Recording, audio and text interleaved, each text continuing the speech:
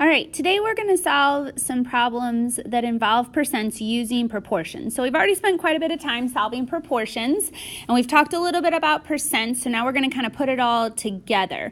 So we're going to be looking at problems where we're trying to find either parts or whole of a percent or even the percent of a part and a whole. And to do that, we can use this proportion that we see right down here. So you might want to put a little star next to this box because this is going to be very important to you today. So when we set up our proportion, we always put the percent over 100 because obviously the percent is out of 100.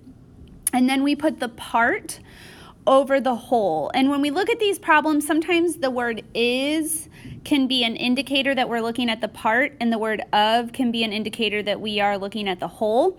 And so those can be helpful words to look. But you're always putting the part over the whole, and then you solve it just like we solve other proportions, and you plug in X for what it is that you're trying to find.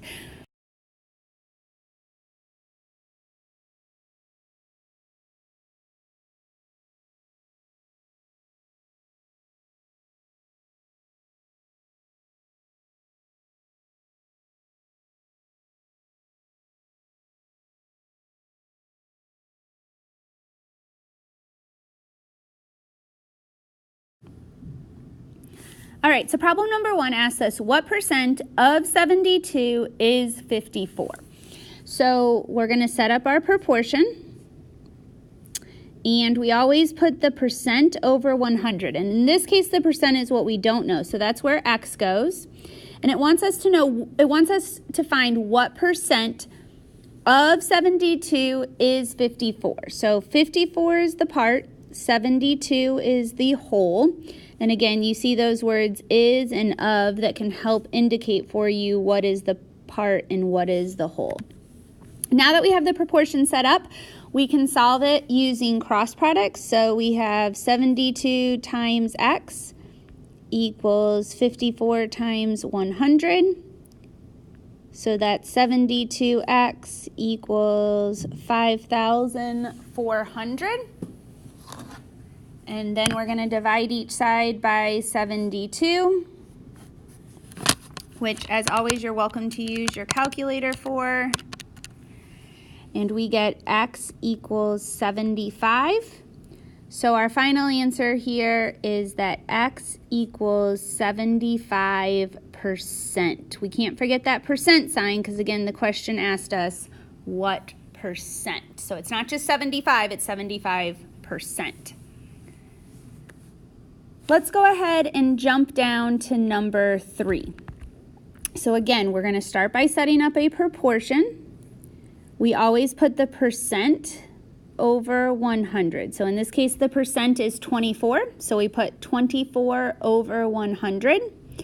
And it wants us to know what number is 24% of 200. So 200 is the whole. It goes on the bottom. We are trying to find the part, so the X goes on the top. Now we could use cross products, or this one we could actually solve by multiplying the top and bottom by 2. Since 100 times 2 is 200, 24 times 2 means that X equals 48. And in this problem, it's just 48. It's not 48%. We already have the percent. We're trying to find the number. Let's go down to number 5. Number 5 says 105 is 84% of what number? Okay, so we go to our proportion. We put 100 on the bottom, and in this case, 84 goes on top because 84 is the percent. Again, we can represent 84% as 84 over 100.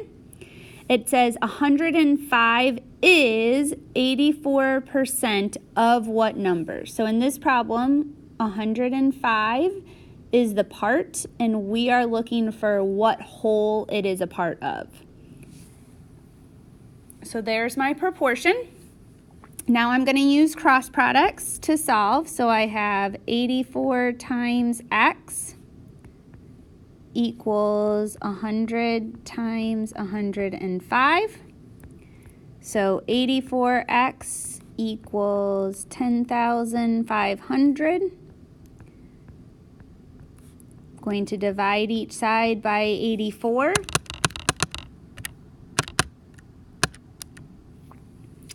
And x equals 125. And again, it's just 125. This is not a percent because it asks us what number. We already have the percent, so we're just finding the number. All right, let's go on to the next page and take a look at number 7. Number 7 asks, what percent of 35 is 7? So we're going to set up our proportion. We don't know the percent, so that's where x goes over the 100. It says what percent of 35, so that's the whole, is 7. That's the part.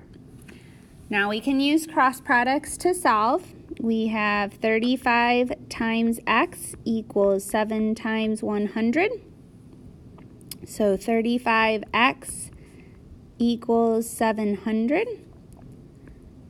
I'm going to divide each side by 35. And I get x equals 20. So my answer is x equals 20%. Because again, this question asked what percent. So it'd be 20 over 100, which is 20%.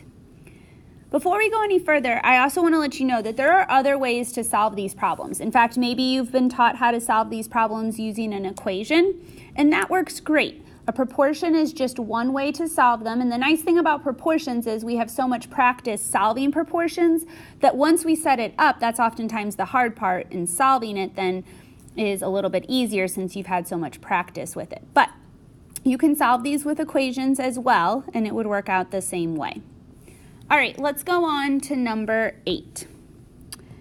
Number 8 asks, what number is 15% of 300? So I'm going to set up my proportion. The 15 goes over 100 because that's the percent. It says, what number is 15% of 300? So 300 is my whole. It goes on the bottom. I'm looking for the part, so x goes on the top. I could use cross products, but this is another one where I could say that 100 times 3 is 300. So 15 times 3 means that x equals 45. Why don't you take just a couple minutes and try 9, 10, 11, and 12.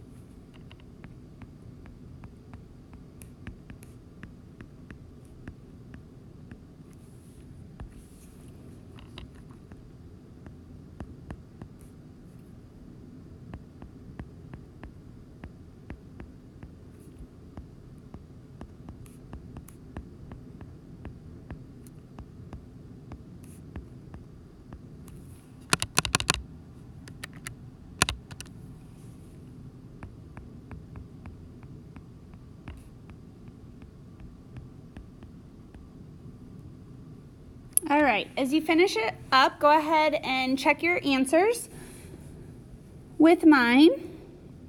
Make sure you understand each of the steps and feel free to pause the video if you need to take more time to write these down.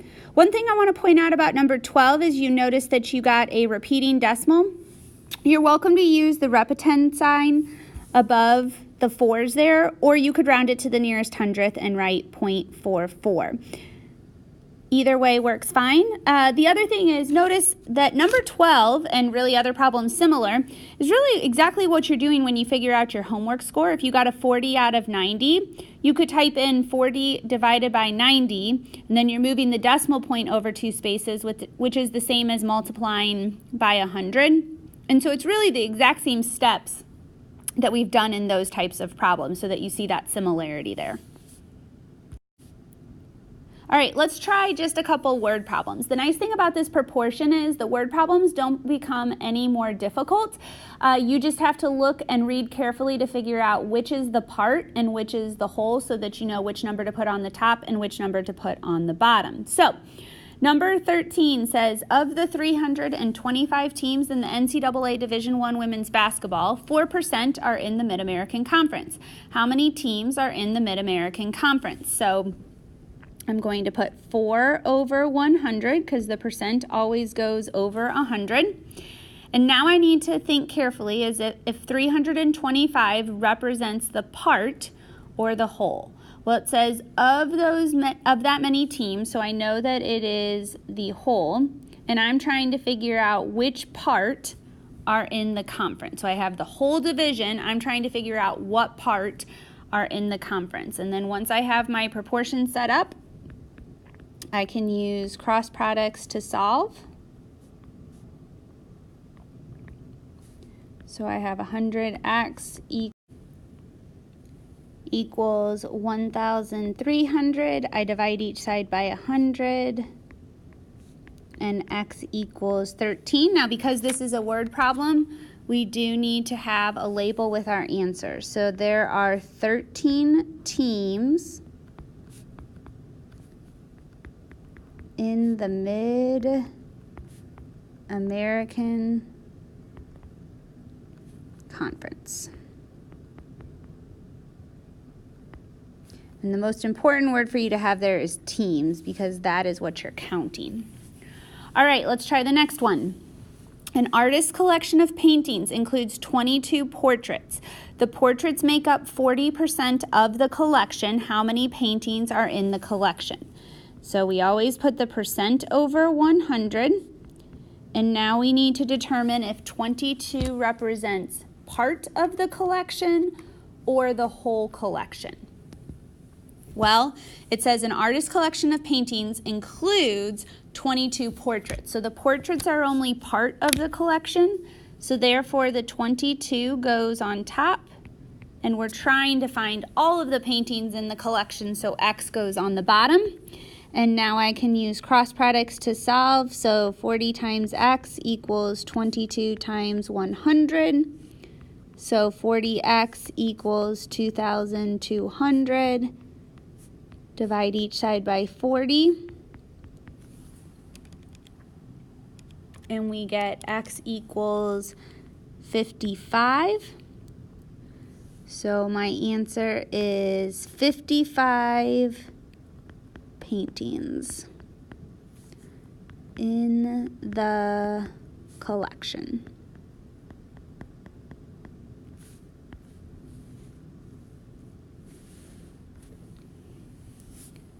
So you can see that in these word problems, again, the key is you're trying to determine what is the part and what is the whole. Do I know the part or do I know the whole? Because that helps you see what it is that you are trying to solve for.